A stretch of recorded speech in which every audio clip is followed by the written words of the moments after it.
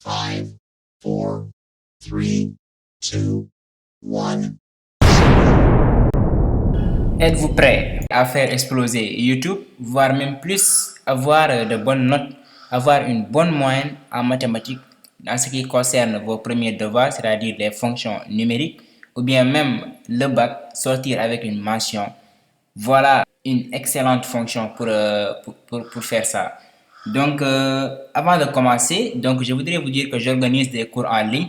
Je corrige beaucoup d'exercices là-bas. Donc, les inscriptions ont débuté, n'est-ce pas? Je vais commencer le 20 novembre, Inch'Allah. Si vous voulez avoir plus d'informations là-dessus, veuillez me contacter sur le numéro qui s'affiche devant votre écran, le 77 850 82 112. Les cours se dérouleront sur Telegram et chaque dimanche, si vous aurez le temps, on organiserait des directs, c'est-à-dire des lives, des visioconférences où vous allez me poser des questions.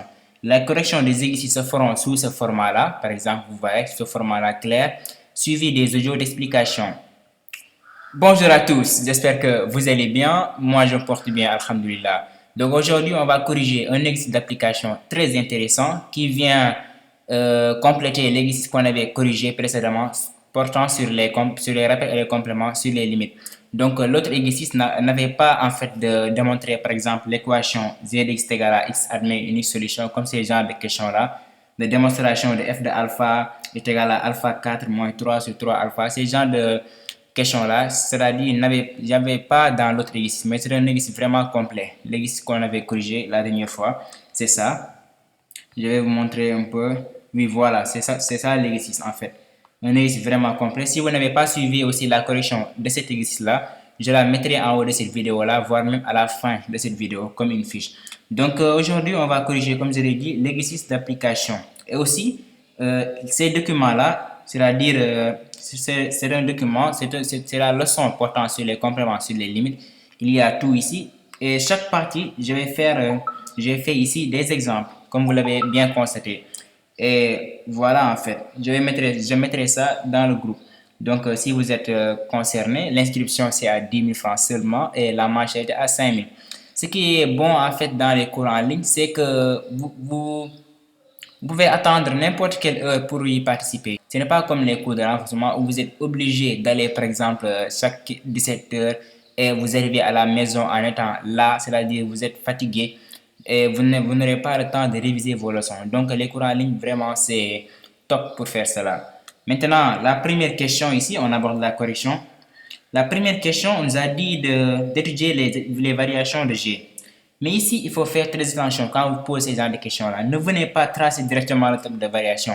Il y a des choses préliminaires que vous devrez faire. C'est quoi? C'est notamment de faire les limites. Voici la première partie. De faire les limites. Domaine définition d'abord.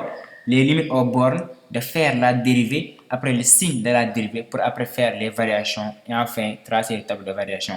Donc ici, on va étudier les variations de G. Ici, le domaine de définition, x appartient à dg équivaut à dire quoi? Ici, ce qui nous encombre, c'est la racine carrée. On sait que la racine carrée est toujours positive. Donc ici, ce qui est suspect, c'est la racine carrée. Ça et ça, ce n'est pas la peine. Ça appartient à R. Donc ici, c'est seulement ça qu'on va faire. Donc on va poser ça supérieur ou égal à 0. Et du coup, on aura x au carré qui est supérieur ou égal à moins 1. Et ça, x appartient bel et bien à R, n'est-ce pas? Donc d'où DRG est égal à R. Toujours positif, donc ça, c'est vrai. Et si c'est vrai, X appartient à R, n'est-ce pas? Si c'est faux, X appartient à l'ensemble vide. Si on avait mis, par exemple, ici inférieur ou égal, donc là, il n'y aurait pas de domaine de définition, c'est-à-dire DRG est égal à ensemble vide. Donc, les limites aux bornes, comme DRG est égal à R, donc on va calculer la limite à moins l'infini, et R c'est moins l'infini plus l'infini, n'est-ce pas? On va calculer seulement la limite à moins l'infini et la limite à plus l'infini. Concernant la limite à moins l'infini, ça c'est simple, ce genre de limite-là, vous l'avez vu en classe de première, n'est-ce pas? Donc ce n'est pas la peine de m'attarder là-dessus. Ici, vous faites seulement par somme. Ici, la limite à moins l'infini, vous avez plus l'infini, et la limite à plus l'infini, vous avez moins l'infini.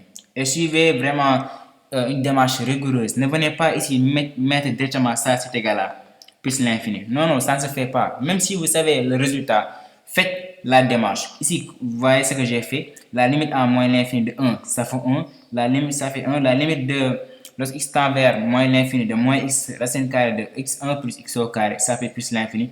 Je mets ça donc par somme. La limite vaut plus l'infini. Donc ne mettez pas ici directement le résultat, c'est à éviter. Et la limite en plus l'infini, vous faites de même. Vous aurez moins l'infini. Après la deuxième étape, la troisième étape du moins, c'est de faire la dérivée et le signe de la dérivée. Donc ici, quelque chose x appartient à R, g est dérivable. Pourquoi g est dérivable? Ici, g est une somme de deux fonctions dérivables. Ça, c'est dérivable sur R. Tout ça aussi, c'est dérivable sur R. Donc, qu'est-ce qu'on peut dire? Donc, on peut bel et bien dire que g est dérivable sur R. Donc, on peut faire la dérivée g' de x c'est égal à 1 moins x racine carrée de 1 plus x au carré de tout prime. Maintenant, ici, g' de x est égal à, ça c'est une somme, n'est-ce pas, 1 prime moins x racine carrée de 1 plus x au carré de tout prime. Et ici aussi, quand vous faites les dérivés, faites très attention. Faites doucement, écrivez les formules d'abord, après faites appliquer les formules, n'est-ce pas? Donc ici, dérivé de 0, dérivé 1, ça fait 0. Dérivé de x racine carrée de 1 plus x au carré, n'est-ce pas? Ça c'est f fois g, le tout prime, c'est f prime g plus g prime f, n'est-ce pas? Ça que j'ai appliqué ici. Donc du coup, vous avez moins facteur de racine carrée de 1 plus x au carré plus 2x au carré sur 2 racine carrée de 1 plus x au carré. Ici, j'ai assez détaillé. Je pourrais simplement ici, par exemple, faire ça et venir mettre directement ça, n'est-ce pas? Donc, faites très attention quand vous faites les dérivés. Sinon, la moindre erreur peut être fatale. Si vous faussez la dérivée, le tableau de variation, vous l'avez faussé, vous allez fausser ça. La courbe aussi de même. Donc, faites très attention quand vous calculez les dérivés et les limites, etc., etc. Faites très attention. Et faites doucement aussi, étape par étape. Donc, g' de x est égal à moins racine carrée de 1 plus x au carré plus x au carré sur racine carrée de 1 plus x au carré, après simplification bien sûr. Après, on peut réduire au même dénominateur.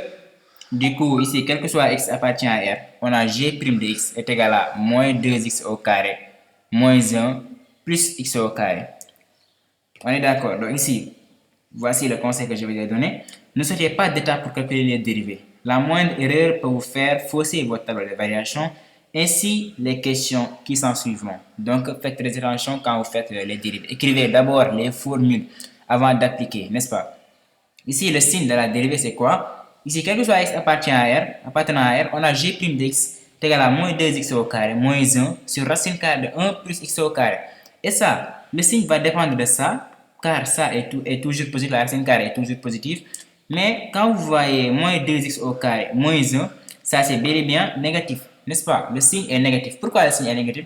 Parce que quand vous faites delta, vous trouvez quelque chose de négatif. Or, depuis la classe de seconde, on a appris que si, par exemple, on a trouvé delta qui est négatif, donc le signe va dépendre de A. Or ici, A, c'est moins 2, donc le signe va dépendre de A. Donc, quel que soit x appartenant à R, donc moins 2x au carré, moins 1 est toujours négatif. Peu importe la valeur que vous allez remplacer par x, n'est-ce pas? Donc, finalement, ça c'est négatif, ça c'est positif. Quotient de deux choses qui est de signe contraire, ça fait bien négatif, n'est-ce pas? Après, donc g' de x est négatif. Donc finalement, il en résulte que g est décroissante sur R. Ça, c'est le sens de variation. Si g' est négatif, donc cela veut dire que g est décroissante sur R, n'est-ce pas? Ça, vous l'avez vu depuis la classe première. Cette leçon-là est vraiment simple. Il n'y a pas beaucoup de choses à voir. Toutes les choses, vous l'avez vu en classe, tous les concepts, vous l'avez vu en classe première. À savoir les limites, les dérivés, les branches infinies. Si ce que vous avez vu seulement de nouveau en classe de terminale, ce sont peut-être les TVI, les théorèmes de valeur intermédiaire, théorème d'inégalité des accroissements finis, etc., n'est-ce pas? Mais beaucoup de choses, vous les avez vues déjà en classe de première. Donc, faites très attention, n'est-ce pas? Donc, finalement, on a ça comme tableau de variation. C'est négatif sur R, donc c'est décroissante. Les limites, on avait déjà calculé les limites. La limite à moins l'infini, ça fait plus l'infini. Et la limite en plus l'infini, ça fait bien moins l'infini. Et ici aussi, vérifiez toujours votre table de variation. Est-ce que ça a du sens en fait? Ici, regardez, ça décroît de plus l'infini à moins l'infini.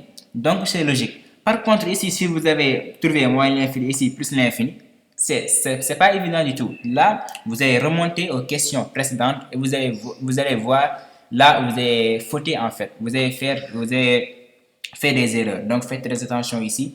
et vérifiez toujours votre table de variation si ça a du sens, n'est-ce pas? Si ça coïncide bien à la réalité. Donc maintenant, que dit la question B? C'est une démonstration. On va démontrer que l'équation z x est égale à 0 admet dans R une unique solution alpha et que alpha est compris entre 0,78 et 0,79. Donc là, qu'est-ce qu'on va faire? Ici, toujours appliquer cette méthode-là. Vous voyez, sur l'intervalle de départ, G est continue et strictement décroissante. Mettez toujours strictement décroissante, ne mettez pas croissante, n'est-ce pas? Ne mettez pas décroissante seulement, mettez strictement décroissante. Donc, si une fonction est continue et strictement décroissante, qu'est-ce qu'il en résulte donc? Donc, on peut dire que cette fonction-là est bijective de l'ensemble de départ vers l'ensemble dérivé, c'est-à-dire de R vers G de R. Et mettez toujours ici G ou bien F ou bien H, pas importe. Mais ne venez pas directement écrire, par exemple, de R vers R. Non, non, c'est à éviter. Écrivez toujours de R, l'ensemble départ, vers G de R ou bien vers R, F de R. Après, vous allez écrire le résultat que vous allez trouver, n'est-ce pas?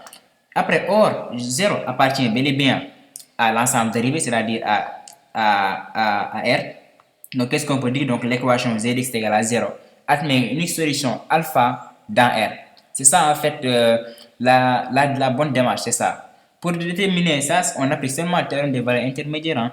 Ici, G est continu strictement décroissant, donc c'est bijectif de R vers G de R. Et vous allez regarder si 0 appartient bien à l'ensemble dérivé. Et si oui, donc l'équation z est égale à 0 admet une solution alpha dans R. Sinon, ça sera le contraire. Maintenant, ça, c'est la première chose. Et la seconde chose, c'est quoi? C'est de vérifier si alpha est compris entre 0,78 et 0,79. Donc là, vous allez faire seulement ici le produit. G de 0,78, vous allez remplacer 0,78 par la fonction de G. Et vous allez regarder la valeur. Vous faites de même pour 0,79. Après, vous faites le produit. Normalement, ces deux-là vont être de signe contraire. S'ils sont de signe contraire, donc alpha est bien dans 0,78 et 0,79. C'est tellement simple, vous voyez. Donc, d'après 1 et 2, G est égal à 0 admet dans R une solution unique alpha et que 0,78 inférieur à alpha inférieur à 0,79. Donc, c'est bon. Après, la question suivante, c'est de déduire le signe de G de x, n'est-ce pas? Donc, pour déduire le signe de G de x, c'est simple. Ici, vous faites que le tableau, vous voyez, ici, on a la table de variation. Donc, ici, ça c'est alpha et ça c'est 0 parce que G de alpha là c'est égal à 0, n'est-ce pas? Donc ici on peut faire ça, c'est tellement simple. Vous remplacez ici alpha, vous avez alpha ici, vous avez ici plus l'infini et là moins l'infini. Ok, maintenant ici vous allez seulement voir la logique. Ici de plus l'infini à 0, toutes les valeurs là qui se trouvent ici sont bel et bien positives, n'est-ce pas? Et de 0 moins l'infini jusqu'à 0 sont seulement des valeurs négatives qui se trouvent. Ici, sont des valeurs positives, ici sont des valeurs négatives. Donc, le signe de G, vous allez regarder ici. Ne regardez pas ici, n'est-ce pas? Regardez toujours là, n'est-ce pas? Donc, de 0 jusqu'à plus l'infini, là c'est positif. De 0 jusqu'à moins l'infini, là c'est négatif. Donc, c'est bon. Donc, on peut dire que, voilà, sur moins l'infini alpha, sur moins l'infini alpha, G de x est positive, n'est-ce pas? Et sur alpha plus l'infini, G de x est négatif. Et ne vous en arrêtez seulement pas à ça, n'est-ce pas? Donc, il faut positif, négatif et nul. Sont ça les signes, n'est-ce pas? Donc, G de x est égal à 0 implique quoi? Implique que x est égal à 0. C'est tellement simple. Voilà. Là, c'est alpha, hein? C'est alpha, ce n'est pas 0. Si G de alpha est égal à 0, comme vous l'avez vu dans le tableau. Et ici, tout ça, c'est négatif, n'est-ce pas? Tout ça, c'est négatif. Ok. Donc, on peut continuer. La question suivante, c'est quoi? Ici, de démontrer que f de alpha est égal à alpha 4 moins 3 sur 3 alpha et que f de alpha est comprise entre moins 1,13 et moins 1,10. Là, suivez attentivement la démarche. Suivez bien. Donc ici, qu'est-ce qu'on sait de f de x? On a f de x égale à 1 tiers de x au cube moins racine carrée de 1 plus x au carré. C'est ça la fonction f de x. Donc f de alpha, donc ça serait égal à combien? Ici, vous remplacez seulement les x par alpha, n'est-ce pas? Donc, or, qu'est-ce qu'on sait? On sait que g de alpha est égal à 0, comme je viens de vous le dire ici. G de alpha est égal à 0, vous voyez. G de alpha est égal à 0, donc on peut remplacer directement on avait l'expression de G, ça est là, c'est ça G. Quand vous remplacez ici les x là par alpha, vous aurez 1 moins alpha, racine carrée de 1 plus alpha carré. On est d'accord? Donc ici, on pose cela est égal à 0. Maintenant, quand vous posez ça est égal à 0, vous transposez tout ça ici. Donc, de ce fait, vous aurez moins 1 sur moins alpha. Donc, les moins simplifient. Donc, on a 1 sur alpha. Et ici, regardez bien, on a ça. On a les mêmes expressions, n'est-ce pas? Donc, on peut remplacer cette expression-là par cette expression. C'est ça que j'ai mis ici. On remplace racine carrée de 1 plus alpha carré par 1 sur alpha. Vous voyez, de ce fait, ici, on aura f de alpha est égal à 1 tiers de alpha au cube moins, au lieu de racine carrée de alpha plus alpha carré, je remplace par 1 sur alpha. Et après cela, qu'est-ce qu'il reste à faire? C'est de réduire le dénominateur et le tour est joué. Donc, finalement, on a g de f de alpha est égal à alpha puissance 4 moins 3 sur 3 alpha, ce qu'il fallait démontrer. Après cela, on va vérifier que f de alpha est comprise entre moins 1,13 et moins 1,10. On part toujours, voilà, on part toujours de ce qu'on sait pour trouver ce qu'on ne sait pas. C'est ça en fait l'objectif. Qu'est-ce que vous savez? On a f de alpha bien sûr. Donc on va essayer de faire tout notre possible pour prouver que f de alpha est comprise entre moins 1,13 et moins 1,10. Or nous, on sait que alpha, dès le départ, est comprise entre 0,78 et 0,79. On élève partout au carré pour obtenir la valeur de f de alpha. Ça, vous l'avez vu en classe 3e, n'est-ce pas? Vous le faites quand encadré. Donc ici, en élevant à la puissance 4, on a ça. Et après, ici, on va retrancher moins 3 partout, n'est-ce pas? Maintenant, ici, suivez attentivement. Lorsque vous arrêtez seulement à ça, vous voyez, ici, on a alpha 4 moins 3. Ici, on a alpha 4 moins 3. Après cela, qu'est-ce que vous allez faire? La deuxième étape ici, c'est de tenir 1 sur 3 alpha, après de faire le produit. Mais faites très attention, ici, le signe de ça, 0,78 puissance 4 moins 3 est négatif. Faites très attention. Vous voyez, comme 0,78, de même aussi que 0,79 puissance 4 moins 3 aussi est négatif. Donc, quand vous ferez le produit, n'est-ce pas, vous aurez des problèmes de changement de signe. Donc, je vous conseille dès le départ de rendre ça positif, n'est-ce pas, cette expression-là positive, ainsi que cette expression. De ce fait, quand vous faites le produit après, vous n'aurez pas du tout le problème. Vous voyez, donc c'est ça que j'ai mis ici. Rendons ces expressions positives pour ne pas avoir de problème après. Donc ainsi, on a 3, on multiplie partout par moins 1, n'est-ce pas? On multiplie partout par moins 1. Et faites attention, le sens de l'inégalité va changer, n'est-ce pas? Ici, on a 3 moins 0,78 puissance 4 est supérieur à 3 moins alpha puissance 4 supérieur à 3, n'est-ce pas? Après, on va changer, n'est-ce pas? Donc, c'est ça, notre première relation. Au lieu d'ici, je peux supprimer ça. C'est ça, notre première relation. Et après cela, vous faites de même. Ici, vous utilisez encore cette expression-là, n'est-ce pas? Pour obtenir les 3 alpha là. Ici, je vais vous dire une chose que vous allez éviter après. Ici, on a, voilà, on a déjà ça. Je n'ai fait que multiplier par moins 1 tout en cherchant que le sens des inégalités, tout en changeant le sens des inégalités. Vous voyez, j'ai expliqué ici un peu.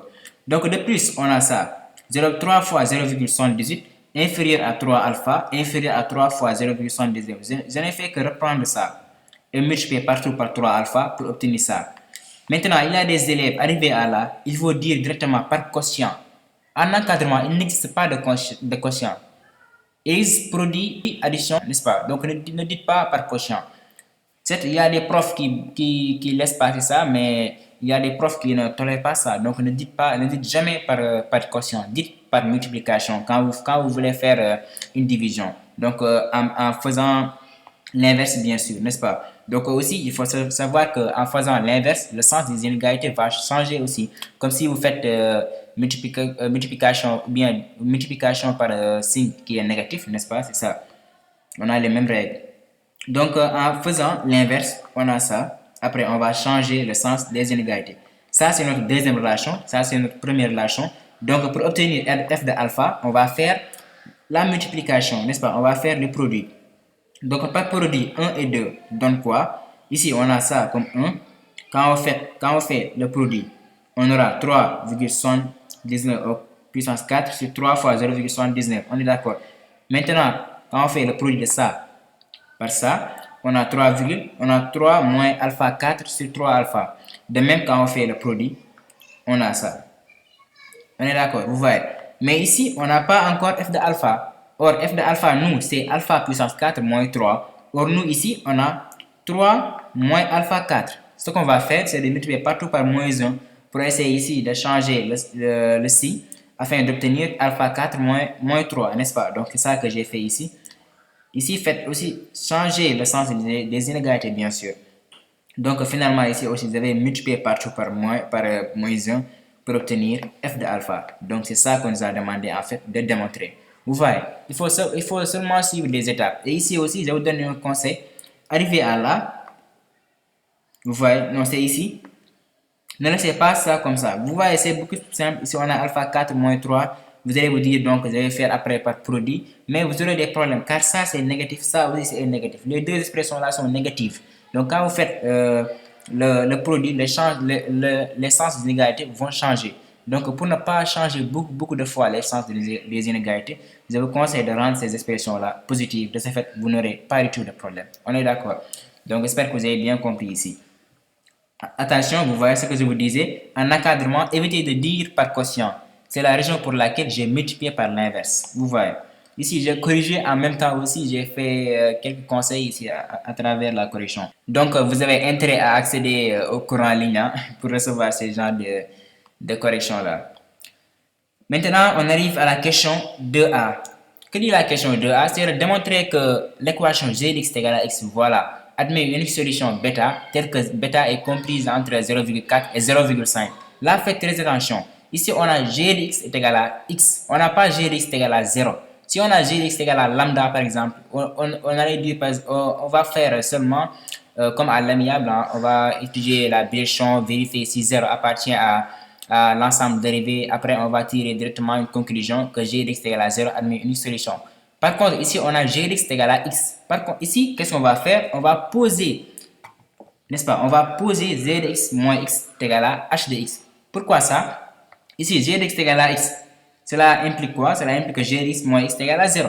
Ici, on retrouve notre 0, n'est-ce pas? Donc maintenant, qu'est-ce qu'on va faire pour obtenir une fonction égale à 0? Donc, on va seulement poser tout ça est égal à h de x. De ce fait, lorsqu'on pose ça est égal à h de x, on aura h de x est égal à 0. Donc là, c'est facile à résoudre. On fait comme à l'amiable, on étudie seulement la fonction de h. Ici, premièrement, h est une somme de deux fonctions continues sur R. Donc, h est continu sur R. Vous voyez. Donc, on peut continuer. Comme g de x était continu et x aussi est continu sur R, donc la somme de deux fonctions continues doit être continue. Donc, c'est continu sur R, c'est la première relation. Après, on va déterminer la monotonie, n'est-ce pas? Et voilà. Et aussi, j'ai oublié de vous dire une chose. Pour la bijection, évitez de dire f, par exemple, la fonction est continue et strictement monotone. Ne dites jamais ça. Précisez toujours c'est quoi la monotonie. C'est croissante ou bien décroissante. On est d'accord, donc on continue. Ici, voilà, on a h' de x, on dérive, on a g' de x moins 1. Donc ici, qu'est-ce qu'on sait?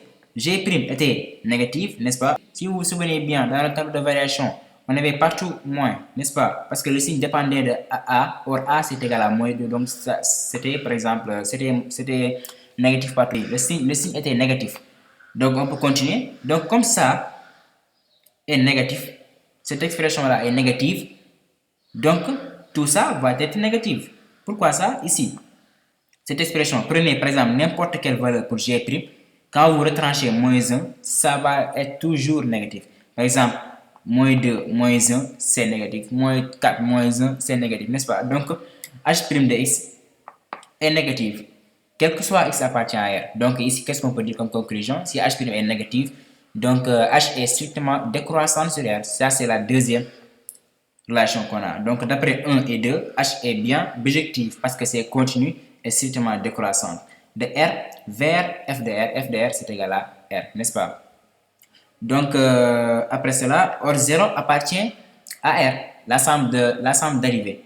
Donc, l'équation g de x égale à x admet une unique solution bêta. Ici aussi, si vous voulez, vous pouvez tracer le tableau de variation de h de x de h, n'est-ce pas? C'est-à-dire g de x moins x. Après faire les limites, mais dans tous les cas, vous allez voir que h est strictement décroissant sur R, n'est-ce pas? Donc, et 0 aussi appartient à l'ensemble dérivé. Donc, d'après les deux assertions-là, l'équation g de x est égal à x, c'est-à-dire l'équation h de x est égal à 0. Ici, on revient, on fait un retour à la variable, n'est-ce pas?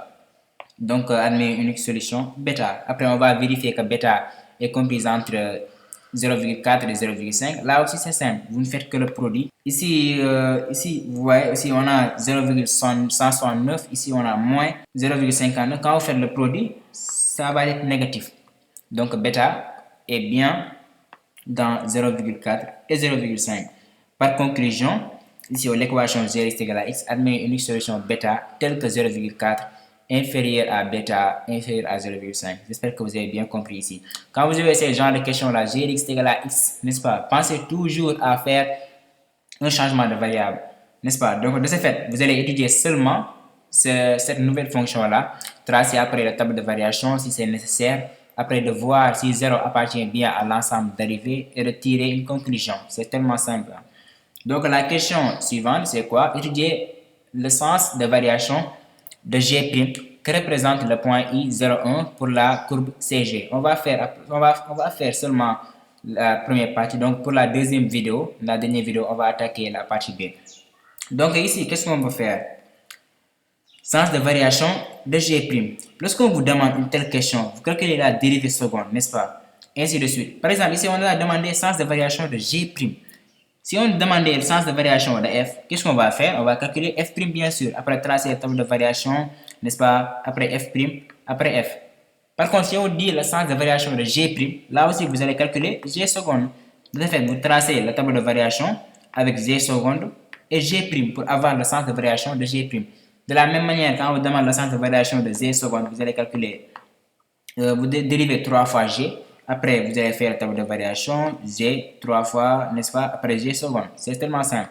Donc, ainsi, g', vous étudiez g'. G' est continu et dérivable sur R, ça on le sait. Donc, quel que soit x appartient à R, on peut dériver. Ici, faites très attention aussi quand vous dérivez, on a u sur v, c'est u'v moins v'u sur u le tout au carré, n'est-ce pas? Donc, de ce fait, vous aurez à la fin ça. Le signe va dépendre de quoi? De moins x bien sûr. Parce que ça aussi, quand vous faites, ça c'est positif, ça c'est positif. Pourquoi? 2x au carré plus 3 est positif, le signe est positif. Parce que ça aussi, le delta va être négatif. De ce fait, le signe va dépendre de a, où a est positif. Donc, tout ça là, donc, c'est positif, le signe. Donc, cela va dépendre de moins x. Or, sur l'intervalle, moins l'infini 0, moins x, on sait que c'est positif. Sur l'intervalle, donc d'où g seconde est positif, n'est-ce pas? Donc aussi, sur l'intervalle 0 plus l'infini, moins x est négatif, d'où g seconde de x est négatif. Et aussi, n'oubliez pas, g seconde de 0, c'est égal à 0. Donc, on peut en conclure que concernant le sens de variation de g' est strictement croissante ou sur quel intervalle? Sur l'intervalle moins l'infini 0. Voilà, c'est là où g seconde est positif. Vous voyez, vous pouvez aussi faire la table de variation. Hein. Si vous le voulez, vous allez faire g seconde après vous allez faire g' et vous allez voir. Ici, vous aurez 0, moins l'infini plus l'infini. Vous allez faire les signes, plus, moins. Ici, ça va être croissant et là, décroissant. C'est tellement simple. Donc, ça c'est croissant sur cet intervalle-là et décroissant sur l'intervalle 0 plus l'infini. Après, on nous a demandé que représente le point I de coordonnée 0, 1, n'est-ce pas, pour la courbe CG. Ici, quand vous voyez cette question, automatiquement, vous devrez penser au point d'inflexion. Pourquoi? Parce que ici, forcément, étudier le sens de variation de G', il va figurer la dérivée seconde. Or, la dérivée seconde, quelle est la relation entre la dérivée seconde et un point? Ça peut être qu'un point d'inflexion. Donc là, avant de répondre à cette question, pensez toujours à voir la réponse en avant. Donc après, vous allez seulement démontrer. Donc pour déterminer le point d'inflexion, c'est là où la dérivée seconde s'annule en changeant de signe. Ça, vous l'avez appris. Donc I de coordonnée 0,1 est un point d'inflexion pour la courbe CG car G seconde s'annule en 0, n'est-ce pas? Comme je l'ai dit ici tantôt, G seconde est égal à 0. Donc, G seconde s'annule bien en 0. Et aussi, qu'est-ce qu'on sait en changeant de signe? Oui, et de plus, qu'est-ce qu'on sait? On sait que G de 0 est égal à 1. Ça, on le sait. Ça, G de 0 est égal à 1. Parce que G de x, comme vous le voyez, vous pouvez remplacer la fonction G de x par 0, n'est-ce pas? Remplacer x par 0, vous allez trouver 1. Donc le point de coordonnée. Pourquoi g de 0? Parce que ici, comme on a un point, le point c'est de coordonnée x et y. Et y c'est la même chose que g de x. Vous voyez? Donc quand on dit g de 0, donc g de x 0 par exemple, g de x et x c'est égal à 0. Donc on va faire ça seulement pour obtenir le point de coordonnée 0, 1. Donc ça vérifie bien que le point de coordonnée 0, 1 est un point d'inflexion, n'est-ce pas, à CG. C'est seulement ça qu'il faut faire. Maintenant, la question suivante, c'est de justifier que, quel que soit x appartenant à 0,4 et 0,5, que la valeur absolue de g' de x est inférieure ou égale à 3 demi, puis que valeur absolue de g de x moins bêta inférieure ou égale à 3 demi, facteur de valeur absolue de x moins bêta. Là, c'est simple. Quand on a x pour tout x compris entre 0,4 et 0,5, vous allez seulement encadrer. On a 0,4 inférieur ou égal à x qui est inférieur ou égal à 0,5. Donc, comme g' de x est négatif, là, on l'a démontré dans les questions précédentes. Donc, qu'est-ce qu'on peut dire? On peut dire que g' de 0,5 est inférieur à g' de x, n'est-ce pas? Qui est inférieur à g' de 0,4. Pourquoi ça? Ici, on a dit que g' est négatif. Donc, on va changer seulement. Vous voyez? Et après mettre g' de x. Donc, qu'est-ce qu'on peut dire? On a valeur absolue de g' de x est inférieure ou égale à valeur absolue de 0,5 en termes de valeur absolue, n'est-ce pas? Parce que g' de x est négatif, n'est-ce pas? Donc la valeur absolue, c'est ça. Donc ici, or, g' de 0,5 est équivalent, vous pouvez remplacer ça par l'autre fonction, c'est équivalent à moins 1,34, n'est-ce pas? Donc on peut tirer comme conclusion que valeur absolue de g' de x est inférieure ou égale à 1,32. Et ça, bien vrai que ça se rapproche un peu, donc c'est bon. 3 demi c'est 1,5 et 1,5 avec 1,32, c'est un peu cohérent. Donc c'est ça qu'il fallait démontrer. Après, la question suivante, c'est de démontrer pour tout x appartenant à 0,4, 0,5, valeur absolue de g de x moins bêta inférieure ou égale à 3 demi de x moins bêta. Là, si vous regardez les bêta là qui se répètent, vous devrez penser normalement au théorème de l'inégalité des accroissements finis, le CHAF, n'est-ce pas? Donc ici, on a quel que soit x appartenant à 0,4, 0,5, on avait démontré ça précédemment, et après on va appliquer le CHAF entre bêta et x. Donc ainsi, on a valeur absolue de g de x, ici c'est b, ici c'est a, c'est b moins a, vous voyez.